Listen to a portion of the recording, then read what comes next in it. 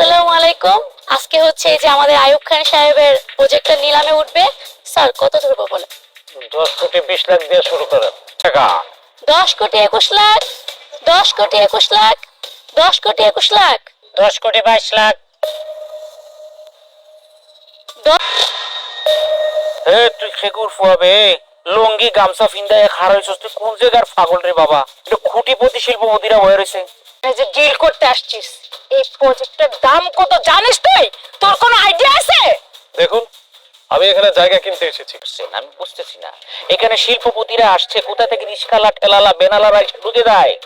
আপনারা গেটে কি সিকিউরিটি নাই? প্লিজ, এখানে আমি এখানে টাকা দিয়ে জায়গা কিনতে এসেছি। আপনারাও যেমন টাকা দিয়ে জায়গা কিনতে এসেছেন, আমি এখানে টাকা দিয়ে জায়গা কিনতে আসছি। আপনাদের এখানে যত মূল্য, ঠিক আমার অতটাই মূল্য। ওই ছোট লোকের বাচ্চা, আপনাদের এখানে কি কোনো সিকিউরিটি নেই? আর এখানে যারা আছে সবাই শিল্পপতি। ওরে এখান থেকে এক্ষুনি বের করুন, নাহলে কিন্তু খুব খারাপ হয়ে যাবে। স্যার দেখছেন লোকটা কত দিতে হবেন না। ওনরা যেমন আপনার কাস্টমার, আমিও আপনার কাস্টমার। আপনার তো বিশ্বাস হচ্ছে না যে আমার কাছে টাকা নেই, কিন্তু বিষয়টা এমন না। ওনাদের কাছে যদি 10 কোটি টাকা থাকে, আমার কাছে আছে 20 10 টাকার গামছা 10 টাকার লুঙ্গি। আমি বুঝলাম না, মানে গাঁজা করে একটা জায়গা দিচ্ছি, এখানেও গাঁজা কর। হ্যাঁ আমিন, আমি 13 কোটি টাকা নিয়ে রিক্সাওয়ালা অথবা শ্রমিক। এখানে আমি জায়গা কিনতে আসছি, আমার কি দক্ষতা আছে? আপনারা এটাই ভাবছেন, তাই না? আচ্ছা, আমি একটা কথা বলি। আপনি, আর এই যে আপনি মিস্টার সবুজ, আপনি হচ্ছেন গিয়ে সবুজ গ্রুপ অফ কোম্পানির এজিএম, রাইট? শুনুন, আসসালামু আলাইকুম স্যার। ওয়ালাইকুম আসসালাম মিস রুনা।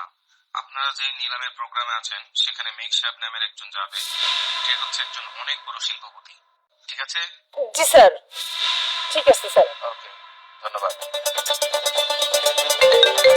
এই যে মিস্টার সবুজ সাহেব, আপনাদের নিলামের প্রোগ্রামে মেঘ নামের আমার একটা বন্ধু যাবে। সে কি এসেছে? জি স্যার। সেখানে কি সবকিছু ঠিকঠাক আছে নাকি কোনো গন্ডগোল হয়েছে? না স্যার, সব একদম চাকরি থেকে আউট করে দেবো আমি। জি স্যার। আসসালামু আলাইকুম স্যার। ওয়ালাইকুম আসসালাম। ও স্যার, এ কি দেখলাম? স্যার আপনি এত বড় একজন শিল্পপতি। একজন লোক, আর আপনি এই পোশাকে কেন এসেছেন স্যার? স্যার, আমারও ওনাদের মতো আপনার কাছে একটা প্রশ্ন। আপনি এত বড় একজন মানুষ, তো স্যার ধরনের শিল্প প্রতিষ্ঠান করতে চাই। আর এই শিল্প প্রতিষ্ঠানে কাজ করবে কারা জানেন?